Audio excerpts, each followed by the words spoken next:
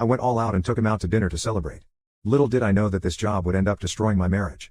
He comes back from his first day of work and instead of looking happy, he looks awful. I could see something was wrong the moment I saw him. A very difficult conversation followed. In an almost comically bad turn of events, my husband's ex-girlfriend Jessica works at the same place where he has just joined.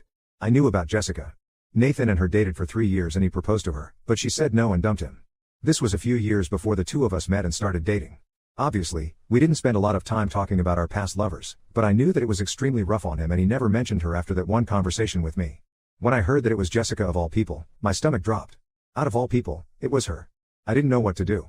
I mean, sure, it had been years and he didn't have feelings for her anymore, but the idea of them working together was not exactly pleasant to me. He seemed genuinely upset too and we spent a lot of time talking about what we could do. He offered to quit the job, but at that point, our savings were running out and I didn't know how long I could go on paying all our bills without making solid lifestyle changes that neither of us would be comfortable making. Also, I told myself that we were all adults here and quitting a job over an ex was childish. We stayed up almost all night talking about what to do and by the end of our conversation I felt much better about the whole thing.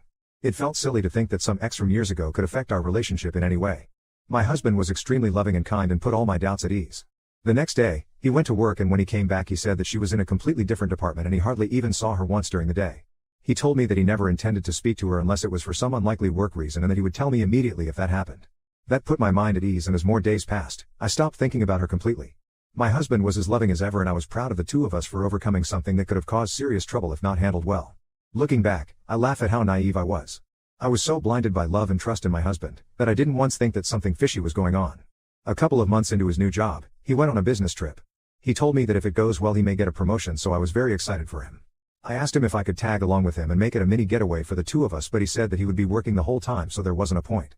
He also said that the team going for the meeting was all men and none of them were bringing their wives or girlfriends, so I wouldn't be very comfortable. I was a little upset but didn't think anything much of it. What he said did make sense. When he came back, I asked him about his meetings and if he thought he would get the promotion, but he might have to go on a few more meetings with this particular contractor before the promotion could be possible. Over the next 3 months, he went on trips at least once a month, but there was no news of a promotion. Instead of getting suspicious, I was naive enough to actually be concerned about his company making him work so hard without increasing his pay. I also want to make it clear that after the initial discussion, neither of us had spoken about Jessica even once. She didn't cross my mind for the most part, and even if she did, I chose not to mention it.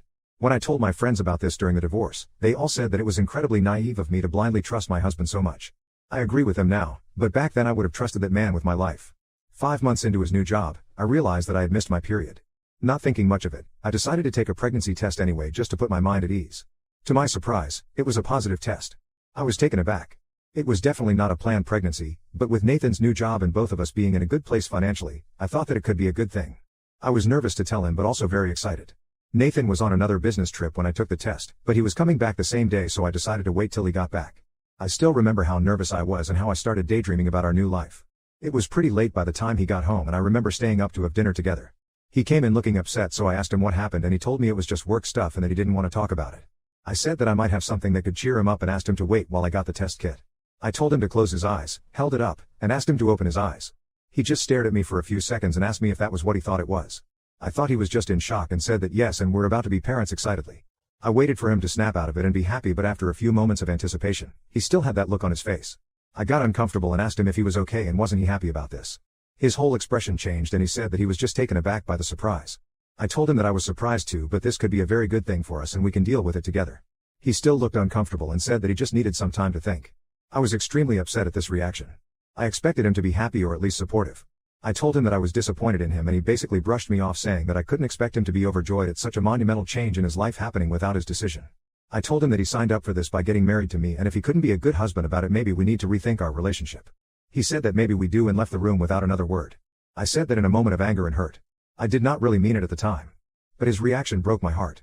I cried by myself in the living room and slept on the couch because I didn't want to see him in our bedroom. He didn't come once to check up on me or ask me to come back. Even at that point, I had faith that we would get through this and somehow recover. But that was just the beginning of my troubles. I woke up to him already dressed for work and making breakfast. I didn't speak to him and went into our bedroom. Again, he didn't try to stop me or even say a single word to me. I didn't know what to do. I waited for him to come in after me, but after some time I heard the front door close and knew that he had left. I spent most of that day crying to my friends and my mom. I called in sick from work. I literally remember it like it was yesterday. By the time it was time for him to come back from work, I had a whole speech ready about how he broke my heart and needed to be a better husband to me. Little did I know he also had a speech ready, and it was nothing I could have imagined. The first thing he said after coming home was, "We need to talk." That worked for me. I needed to talk as well. I thought I needed that talk way more than he did really.